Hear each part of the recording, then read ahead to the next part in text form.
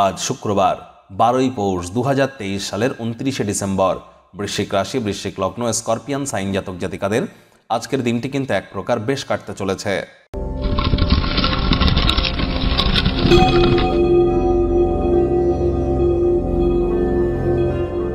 ভিডিওটির শুরুতেই স্ক্রিনে আপনারা দেখতে পাচ্ছেন শুক্র গ্রহের বীজ মন্ত্র ওম দ্রাং দ্রিং দ্রং স শুক্রায় নমঃ। দেখুন, জন্মছকে যাদের শুক্র দুর্বল আছে, শুক্রের এই বীজ মন্ত্র সকাল, দুপুর, সন্ধ্যা 3 বেলায় 108 বার করে জপ করুন। অত্যন্ত উপকৃত আপনারা হবেন। আর যদি পারেন তাহলে মহালক্ষ্মীর গায়ত্রী মন্ত্র জপ করতে পারেন। ওম শ্রী মহালক্ষ্মী চ বিদ্মহে বিষ্ণুপত্নাই চ ধীমহি তন্ন লক্ষ্মী প্রচোদয়াৎ, এটিও কিন্তু আপনারা জপ করতে পারেন। আর দেখুন, যাদের জন্মছকে শুক্র দুর্বল আছে, প্রেমের জীবনে সফলতা হয়তো তারা পাবেন না, বা ল্যাভিশ লাইফস্টাইল থেকে দূরে থাকতে পারেন, অথবা শুক্রের যে সেক্টর আছে, যেমন ছবি আঁকা, নাচ গান, নাটক, কবিতা, আবৃত্তি, অভিনয়, acting, fashion, photography, videography, modelling, news, media, entertainment, television, film, jewellery, garments, stationery, মহিলাদের সম্পর্কিত বস্তু, বস্ত্র সামগ্রী, রেস্টুরেন্ট, ক্যাটারিং, বা যারা বিউটি পার্লারের কাজ করেন, এসবই কিন্তু শুক্রের ডিপার্টমেন্ট। যদি শুক্র দুর্বল হয়ে থাকে, এই ধরনের জগতে কাজ করলে কিন্তু সফলতা আপনারা পাবেন না। অবশ্যই শুক্রকে মজবুতি প্রদান করবার চেষ্টা করুন। 2024 সাল অত্যন্ত গুরুত্বপূর্ণ একটি বছর, বিরলতম ব্যতিক্রমী একটি বছর, শনির বছর।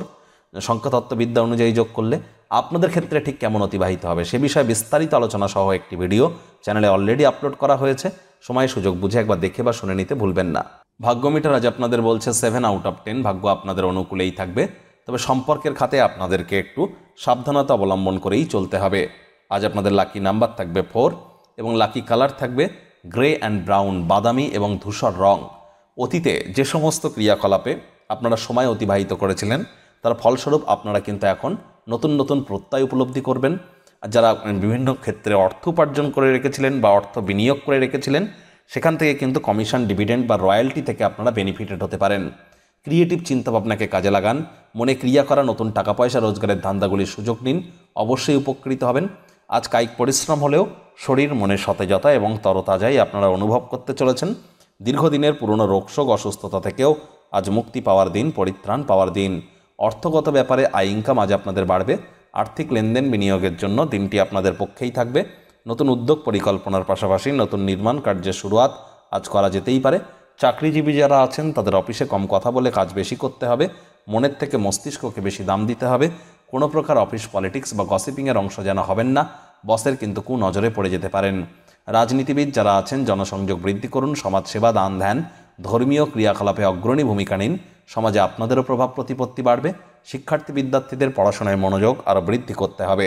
উচ্চশিক্ষার জন্য যারা বিদেশ যাত্রার কথা ভাবছিলেন, ভাগ্যদেবী কিন্তু আজ আপনাদের পক্ষে নেই।